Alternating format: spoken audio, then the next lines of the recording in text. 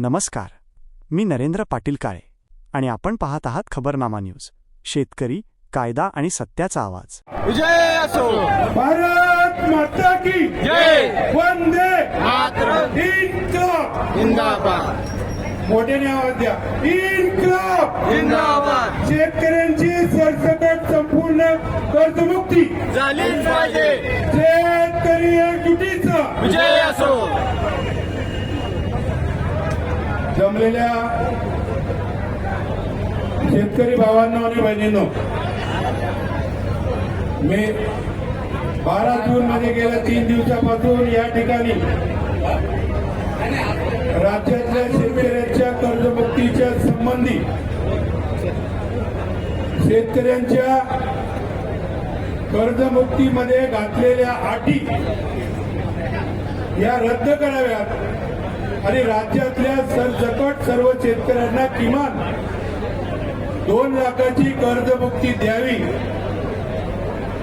अशा प्रकारचा अध्यादेश राज्य सरकारने जो कटकटीचा काढलेला आहे तो रद्द करून सुधारित अध्यादेश काढावा या मागणीसाठी महाराष्ट्र राज्याच्या विधिमंडळातला एक विधानसभेचा युवक आणि आमदार रोहितदादा पवार यांनी आंदोलनाच्या अगोदर राज्य सरकारला अनेक वेळा पत्रव्यवहार केला.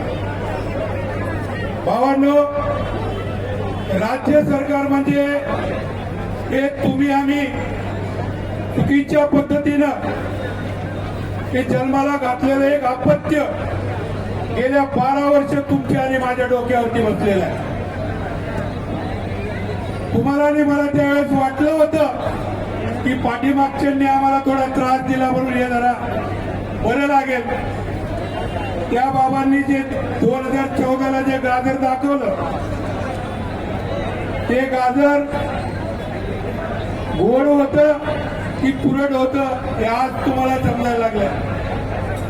गेल्या अनेक वर्षांपासून शेतकरी चळवळीच्या माध्यमातून या शेतकऱ्यांना किमान सरसकट संपूर्ण कर्जमुक्ती मिळावी यासाठी आम्ही राज्यभर बच्चू कडू यांच्या नेतृत्वामध्ये गेले 7-8 महिने आम्ही आंदोलन केलं. नागपूरमध्ये प्रचंड जनसागराच्या रेट्यामध्ये या राज्य सरकारने त्या ठिकाणी कर्जमाफी देऊ अशा प्रकारचा अध्यादेश काढला 30 जूनचा. महेश दादा कार्यकर्ते जरा त्यावेळेस आम्ही दादांना समर्थतो. नागपुराच्या प्रचंड आंदोलनामध्ये जर रात्रीच्या वेळेस त्या ठिकाणी जर सुलतानी आसमानी संकटासारख्या पावसाने जर व्यत्यय आणला नसता तर देखील आपल्याला वाट बघायला लागली. आजूबाजू या राज्याला आम्ही केल्या शेतकरी चळवळीच्या माध्यमातून शेतकरी संघटनेचे संस्थापक युगपुरुष शरद जोशी यांच्या माध्यमातून माझ्यासारखा कार्यकर्ता राष्ट्रीय लेवलला राष्ट्रीय अध्यक्ष म्हणून मी त्या ठिकाणी काम करतो. राज्यातल्या शेतकऱ्यांनाच नव्हे तर देशातल्या शेतकऱ्यांना देखील कर्जमुक्ती मिळाली पाहिजे ही शरद जोशी महासंघाची आणि राष्ट्रीय फाउंडेशनची मागणी आहे. थोडं मागे मागे आम्ही राज्यामध्ये अनेक संघटना त्या ठिकाणी जवळपास 260 पेक्षा अधिक संघटना त्रास होतोय. राष्ट्रीय लेवलला एकत्रित केल्या. त्यावेळेची कर्जमुक्ती आणि आजची कर्जमुक्ती याच्यातला डिफरन्स तुम्हाला अनेक वेळांनी सांगितलेला आहे. अनेक जणांनी कविताताई या सरकारला आम्ही कधीही कर्जमाफी किंवा मुक्ती मागितलेली नाहीये. शेतकरी हा राजा आहे आणि या राजाने राजासारखंच राहिलं पाहिजे म्हणून या भूमीमध्ये छत्रपती शिवाजी महाराजांनी त्यांच्या काळामध्ये त्यानंतर जगद्गुरु संत तुकाराम महाराजांनी त्यानंतर 2008 मध्ये या राज्य सरकारच्या मधल्या काँग्रेस पक्षाने जी कर्जमुक्ती आपल्याला दिली याच्यातला डिफरन्स तुम्हाला पाहायला मिळाला असेल. आम्ही शेतकऱ्यांच्या कर्जमुक्तीसाठी या पद्धतीनं शेतमालाला गॅरंटी MSP बेस रेट हमी भावाची मागणी केली. केंद्र सरकारने ज्यावेळेस शेतकऱ्यांचे 3 कायदे आणले ते 3 कायदे देखील या शेतकरी चळवळीनं मागे घ्यायला लावले. त्या घटकाचा देखील मी एक सदस्य आहे. आम्ही कधीही सरकारला भीक मागितलेली नाही. सरकारने तुकड्या तुकड्यात दिलेली कर्जमुक्ती आपण आम्हाला नको आहे. आम्ही कर्जमुक्ती कर्जमाफीच्या आंदोलनात बसलेलो आहोत. आमच्या म्हणून शेतमालाला किमान गॅरंटी अन्नदान चालू आहे. जर मिळालं त्याची काळजी सरकारने जर हे कायदे पाळले पाठीमागे तर आम्हाला सरकारकडे वारंवार पदाधिकाऱ्यांनी थोडं कर्जमाफीसाठी बाजूला हवं. करण्याची जेणेकरून दादाला त्रास होऊ नये. आवश्यकता लागणार नाही.